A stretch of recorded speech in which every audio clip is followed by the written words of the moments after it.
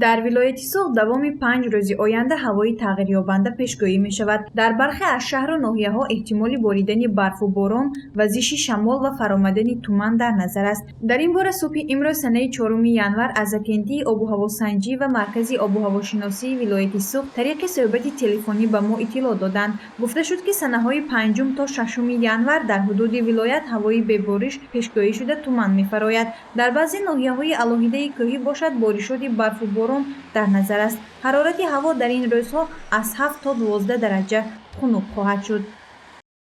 5 6 ینور ببارش پیشگویی شده. 7 8 ینور در ناحیه علاهده بارشات باران برف به عمل می آید. 5 8 ینور در بعضی ناحیه ها تمن می فراید. شمال از سمت شرق با گزارش با غرب با سرعت 10 15 متر می وزد. حرارت هوا در وادی‌ها شبانه از -2 تا +3 گرم، روزانه از 3 تا 8 گرادوس گرم می شود. در ناحیه کوهی باشد شبانه از 1 تا 6 گرادوس خنکی پیشگویی می شود. بنا به اطلاع آب و هواشناسان در ماه نوامبر دکبر سال 2022 فرآمدن تمن و غوصی آن از معیار زیاد گردید. این حالت احتمال است که در روزهای 5 تا 8 ینور باز تکرار شود. سبب غوص‌شوی تمن و تغییریابی وضع آب و هوا را آب و هواشناسان چنین شرح می‌دهند.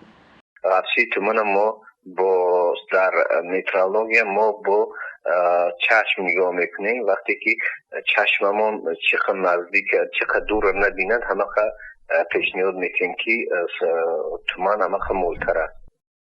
تغییریابی وضع هوا، بارشات برف و باران و فرآمدن تمن در چند ماه اخیر بیشتر مشاهده می شود. بنا به اطلاع آب و هوا سنجان بارشات زیاد و زود تغییریابی وضع آب و هوا باعث سر زدن هر گونه حادثه های طبیعی و فوق‌العاده شدنش نیز از احتمال دور نیست. وابسته به این حالت در شهر خوجند نیز سنه های 5 تا 8 ینور هوای تغییریابنده به بارش در نظر است، اما فرآمدن تمن پیشگویی می شود که غوصی آن از معیار مقرر گردیده زیاد خواهد شد. در شهر خوجند باشد از سنه 4 تا سنه 8 ینور سال 2023 فقط روزهای 4 5 و 6 کم و بیش شمال وزیده تا 14 متر در یک ثانیه می‌وزد شمال. از ماندگی روزها فقط حرارت هوا روزانه از 6 تا 9 گرادوس گرمی پیشگویی می شود. از شبانه باشد از 0 تا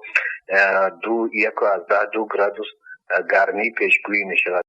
طور به اگنتی ملی اطلاعات تاجیکستان خاور در تکیه به معلومات اگنتی آب و هواشناسی تاجیکستان خبر دادند دوام چند روز اخیر در ناحیه‌های علاهده کوهی جمهوری نیز بارشات برف در نظر است. در اکثر شهر و ناحیه‌های کشور نیز فرآمدن تمن و وزش شمال پیشگویی کرده می شود. گزارش منظور بختیارزاده و نسیم رحیم‌آو برای برنامه اطلاعاتی خبر.